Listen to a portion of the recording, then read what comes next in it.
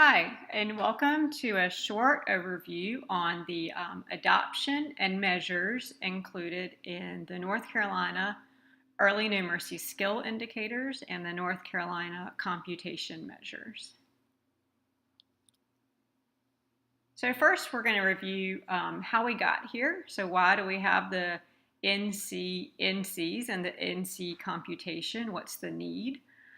And the big need is that there has been a need for kindergarten through third grade measures in the area of mathematics. There are several products on the market that you may have used before, that they're available from vendors.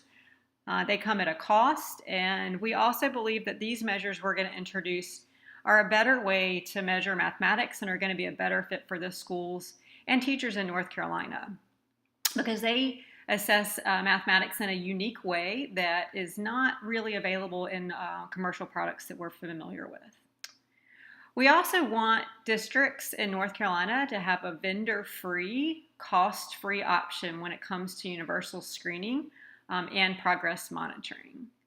So ultimately, we want to promote equitable access to tools for serving the role of screening and progress monitoring in a comprehensive assessment plan in the area of early numeracy. These measures, it's important to note, are not intended to take the place of any other measures available through the NCDPI, such as the KEA or the K2 Math Standards assessments. These measures are meant to complement those and serve different purposes. They serve the special unique feature of screening and progress monitoring, which we're going to see available soon. But just a little history on this, the elephant on the slide, or the elephant in the room here, is that we've really lagged behind in mathematics research, especially in the area of early assessment. And when we think about research from the 1990s, there was only one math study for every 15 literacy studies.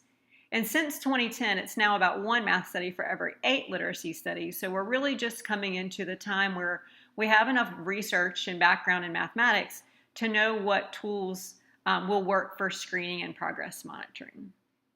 So the big thing you'll see about the ENSI measures that we'll be introducing and other math assessments you may have used in the past is that there's an intentional measurement of the quantity to language code, the quantity to symbolic code, the language to symbolic code, and some even assessment just at the language level. So the intentional measurement of the connections that students are making between the worlds of mathematics.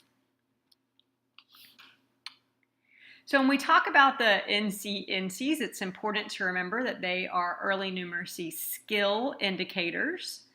And we're going to explore a little bit what is a skill indicator.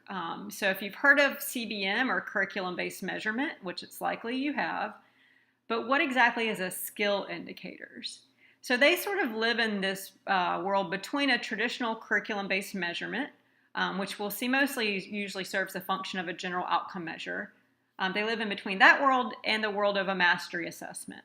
So really they're able to still serve the functions of screening and progress monitoring like a CBM, but they're going to assess important skills that are predictive of later success in mathematics over the course of time. So what we'll be assessing might change slightly over the course of time.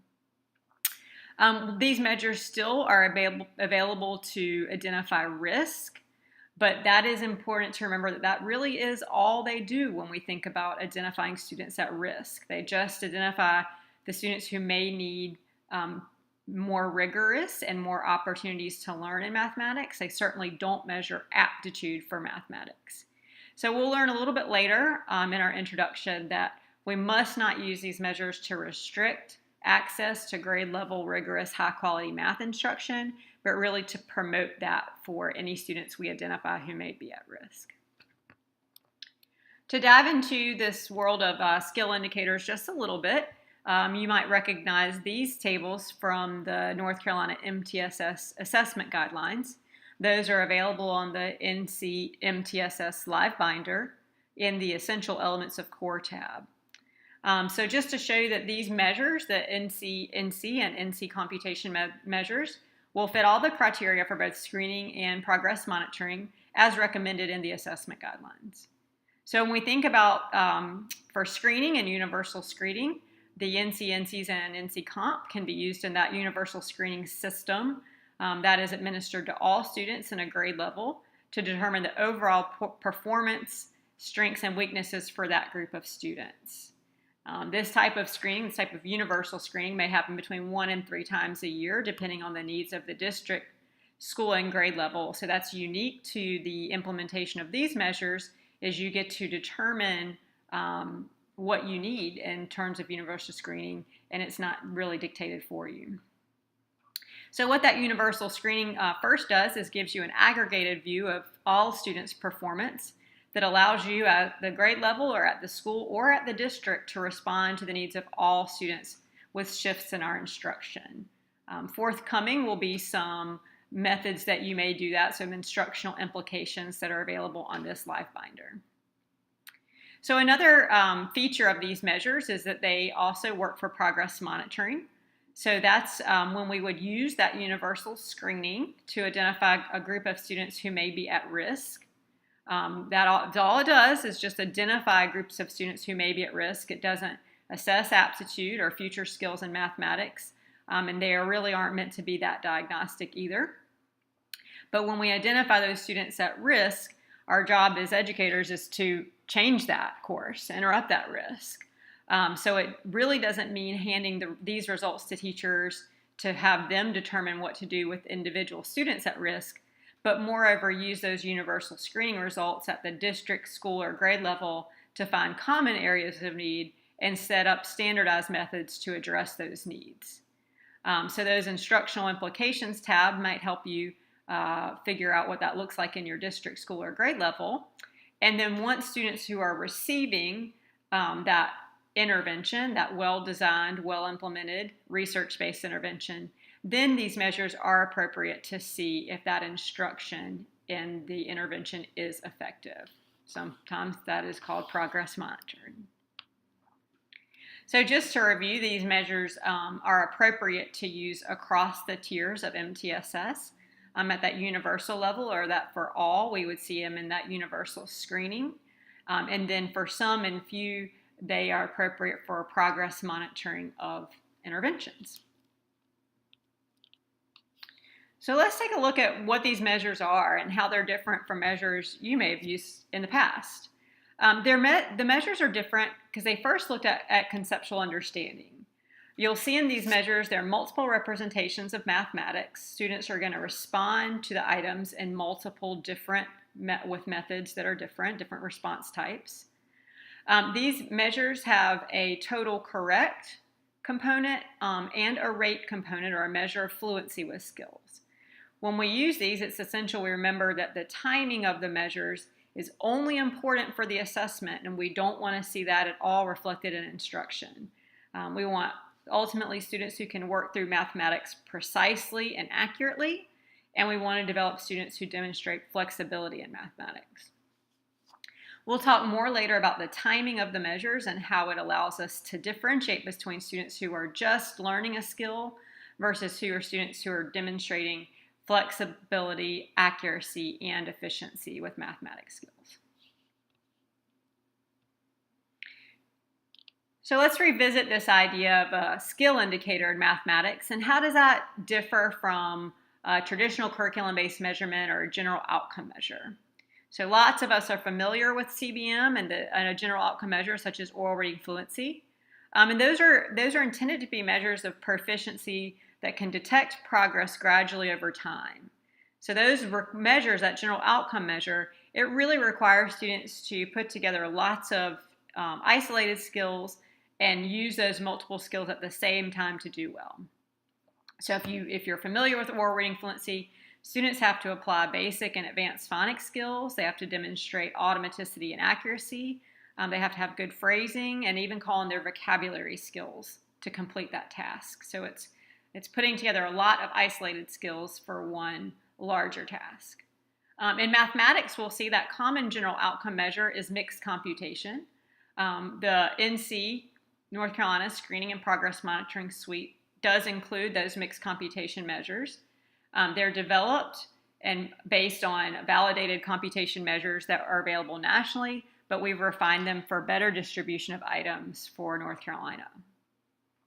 We use general outcome measures because the measures have equal difficulty and they can measure gradual progress over time. So it's important to keep that in our screening and progress monitoring suite. And then also lots of us are familiar with mastery measures. These are measures of discrete skills or behaviors that once attained, more of that skill doesn't equal better. So they're measures of just a skill that either a student has or doesn't have that we've taught. So the North Carolina Early Numeracy Skill Indicators, they really live between that mastery measure and a curriculum-based measure.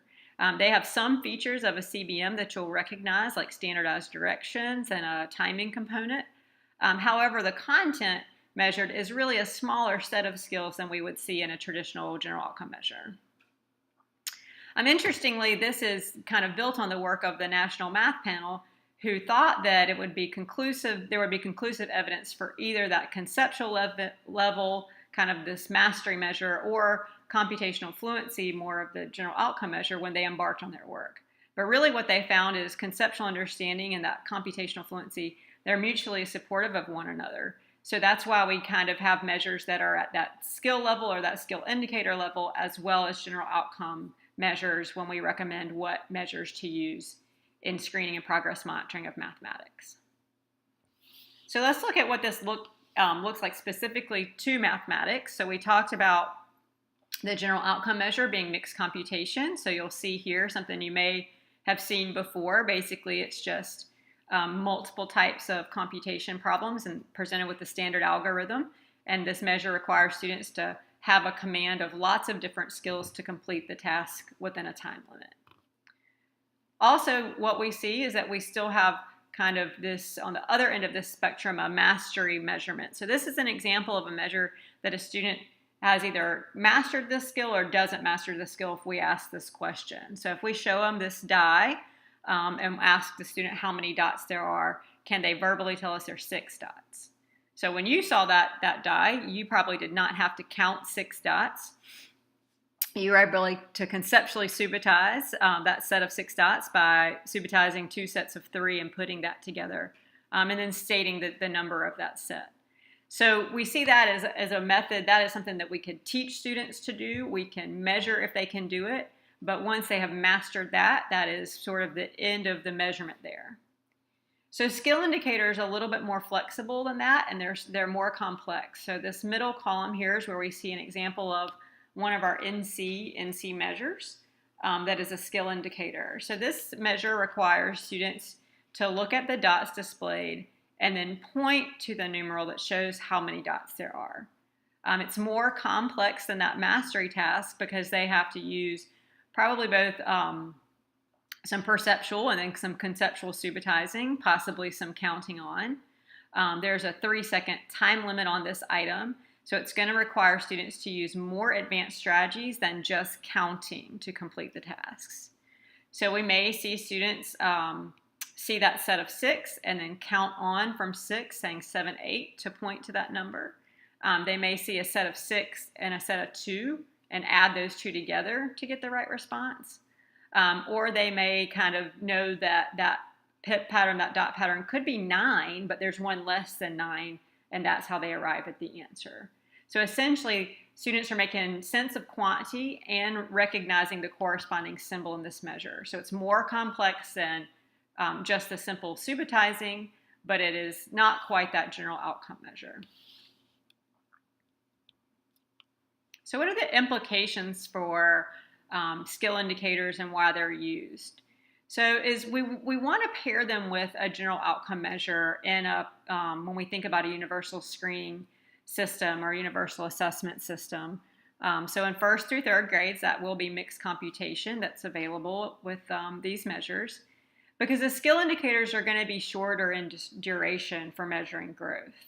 When we did some work in North Carolina validating and revalidating these measures, we've really been able to sequence the measures and determine which scoring method is best at which time of year.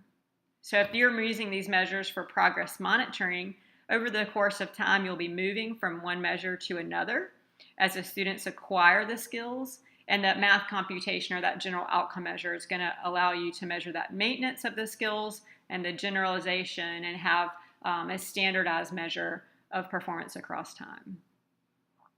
A unique feature to the ENSI measures is the focus on the total correct first, and then once students are able to get items correct, the focus can shift to the accuracy and fluency of the skills. So we'll see that in the scoring as we dive deeper into the measures. So how did we land on the measures that you're about to see? This is a larger effort by the North Carolina Department of Public Instruction, coming out of the Division of Integrated Academic and Behavior Systems and the Division of Exceptional Children, to really ensure equitable access to quality universal screening and progress monitoring tools at no cost to districts. So North Carolina embarked on a wide search and study of what measures are even out there in early numeracy. What do we see? Should we actually start and embark on writing our own? And after a large search and study, these measures were chosen for their focus on number sense, and they met the qualifications to be a free option for all LEAs to use in that flexible manner that meets the needs of that specific district. That they go beyond what we've seen just at the symbolic level of measurement as well. So these measures were originally developed by Dr. Scott Methie, and validation efforts and adjustments were made in the public schools in Burlington, Massachusetts, with lots of feedback from teachers on how these measures were used. So once North Carolina purchased these measures for our own adoption, with the capacity to adjust the measures based on feedback from teachers in North Carolina, we've embarked on a validation project and a usability project in North Carolina to see, did we need to make any adjustments specifically for our teachers? So we wanted to test these measures out before release. They were researched already to be valid and reliable, and we were able to confirm those technical features during the 2016-17 school year. What we were interested in really was the feedback from over 40 teachers who assisted in administering and scoring the measures, on their use, on how long did it take to give them, what it felt like, what data were the teachers given back. And the teachers were kind enough to submit lots of surveys and be parts of lots of focus groups around the use of the measures. So our recommendations that you'll find in this live binder and the responsible use agreement, that recommendations for district and schools are direct reflective of the feedback that we receive from these teachers. What we heard most often from teachers and want to honor was that these are good measures, but the administration of these measures needs to happen in a team format so that the teachers aren't administering the measures to all of their students because of the time that takes away from teaching. So most of the time in our validation work, what seemed to be feasible to teachers is they administered the measures to about 4 to 5 of their own students and had assistance from a team of assessors with the rest of their class. So this method made it feasible for teachers to use these measures. Just a few other notes here. In addition to confirming the reliability and validity of the measures, we were able to determine their sensitivity to growth from winter to spring. We were able to decrease the total number of measures in several grade levels, determine that sequence for progress monitoring and instruction, and determine which score types are best to use at different times of year. You'll receive more information on that. And so we just want to make sure that the team from DPI expresses our gratitude for the staff in Nash, Rocky Mount, and Asheville City Schools who worked with us to validate these measures and really find ways that they could be used in North Carolina. So I invite you to take a look at the rest of the live binder and see the measures, watch the videos, practice scoring, see their use, and see if they are something that your district would like to use in your implementation of a comprehensive assessment system.